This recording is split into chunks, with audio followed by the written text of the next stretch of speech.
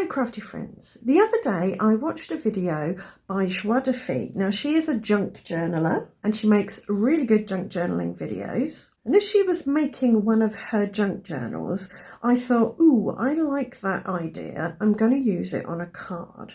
So that's what we're going to do today. I'm going to take some junk journaling ideas, the junk journaling aesthetic, some bits of various papers and ephemera and put them on a card.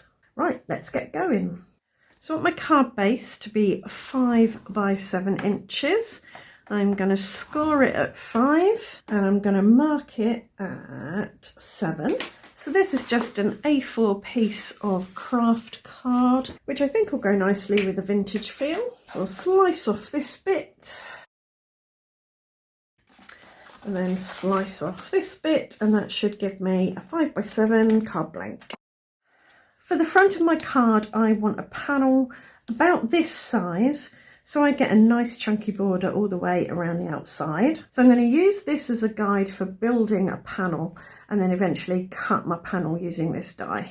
I've got a piece of craft cardstock here, which is bigger than my panel, so I will be able to sort of move around a bit and select the area that I want. For my collage elements, I've got some vintage sheet music here. These are just Christmas carols, but if I take bits that haven't got Christmassy words on, it could be any time of year. And I've also got this Pitman's Pocket Shorthand Dictionary, and I'm going to take maybe a page out of that. So we've got actual vintage papers and then printed vintage style papers. So this is from Indigo Blue. It's a small ledger mixed media art papers book, and it's got, as it suggests, ledger pages. And then this one is Abstract Paper Pack, which has all sorts of grungy designs that are probably in the colour scheme that I'm going to be working with. So with this ledger paper, I'm going to take the staples out because I think it'll be easier for me to work with if I can just take the whole page and then put it in my trimmer. So they're all very similar, so I don't think it really matters which one I take. So I'm going to have a bit of that, a bit of this, a bit of that, because there's no Christmassy words here. And let's see for colour.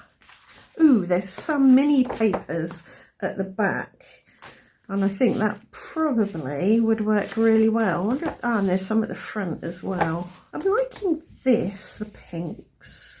Maybe this one, because it's got a bit of everything in it, really. I've also got this little DIY pad. I had a load of 6 by 6 papers knocking around, and I decided to put them in a booklet so that they didn't get lost, and I just used my We Are Memory Keepers cinch tool to punch the holes and add the coil.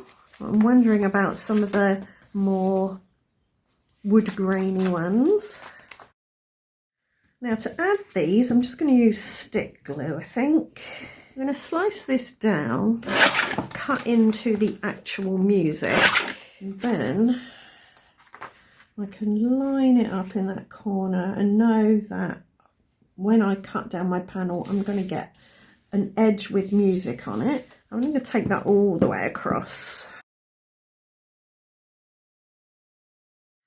I'll add some glue to this and stick it up there.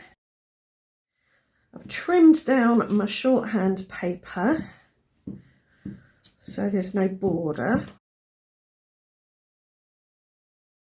So with the wood grain paper, I'm actually going to stick the edge with the torn holes because I think that'll add some interest. And you can still see the music paper and the ledger paper through those little holes. And I've chopped this pattern paper in 2 so I can add it in 2 places. I might actually chop it into 3 so I can add it in 3 places. So although I've overlapped all my papers are still partially visible, which is what I wanted. So next I want to add a bit of washi. I've got this peachy grid, which I think will work with the colour scheme. Maybe add it down there and a bit up here. I want the edges to look nice and torn. And I've got this one, which is a dark ruler. It's got measurements on it, I think, centimetres. That can overlap with the other washi.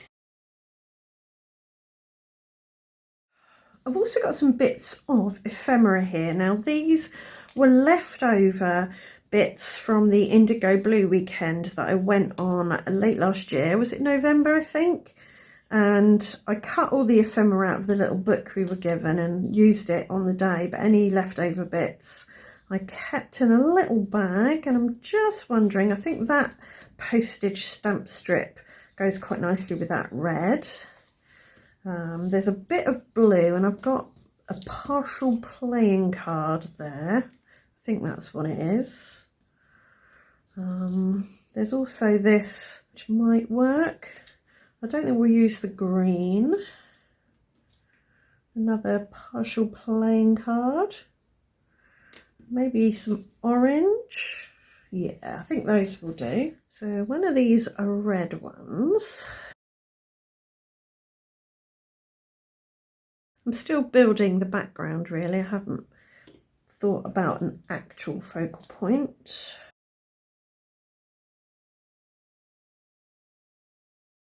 I'm trying to keep everything horizontal, all the lines running the same way, because I don't want things to look higgledy-piggledy.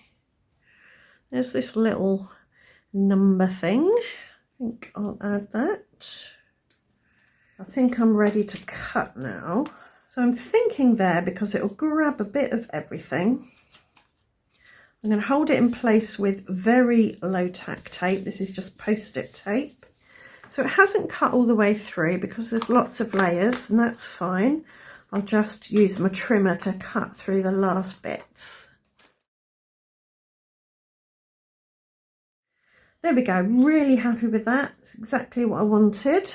Now, to emphasize the border a bit, I'm going to go over the stitching embossing from the die with a black gel pen, and that will look like I've actually stitched it with black thread. Don't worry if you go off the lines when doing something like this. It can make it look a little bit raggedy and more real, I think. So I am adding some mis-stitched areas deliberately, so the accidental missed stitches look purposeful. So there we go, that's going to sit on there like that, but I'm thinking it needs a mat of some description. Could do a black mat, or let's take this out. I'm wondering if a darker matte but not black would work. I'm not sure. I'm going to get some black cardstock. I think that works. I could do white, but I think that's too white. I think we'll stick with black. Right, so we got that on there. Happy with that. Just got to stick this in the middle of my card blank. I did think about inking around the edges with something like Vintage Photo to give it a more aged, distressed look. I also thought about going over the whole thing with a very dry brush of gesso to bring everything together, but I don't want to do that. I want to keep it as it is, with all the colours showing as they are. For my focal point, I'm thinking a couple of feathers over here, and I'm going to cut them from black to start with.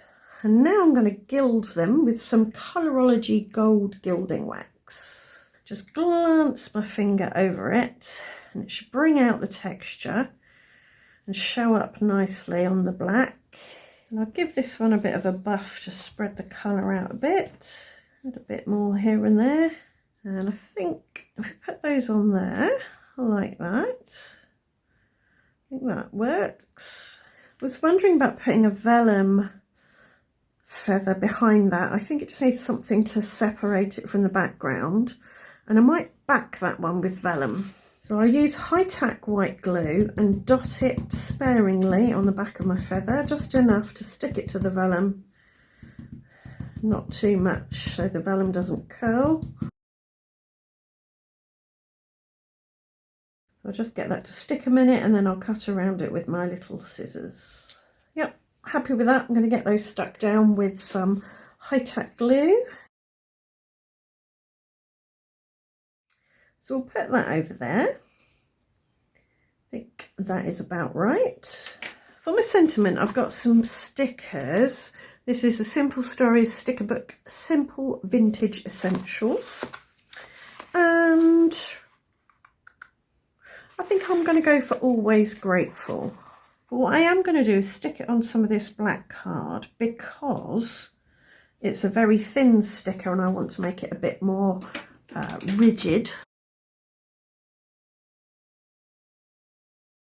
I will go around the outside with a little bit of this gilding wax just to tie it into the feathers and add a bit more shimmer and shine.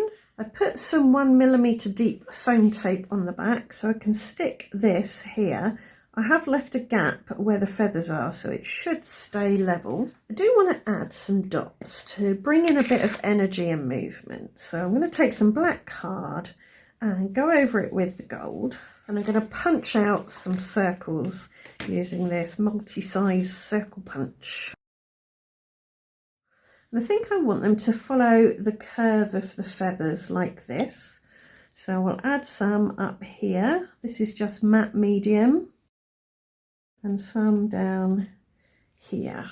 I'll use my wax tip picker-upper to pick them up and put them down.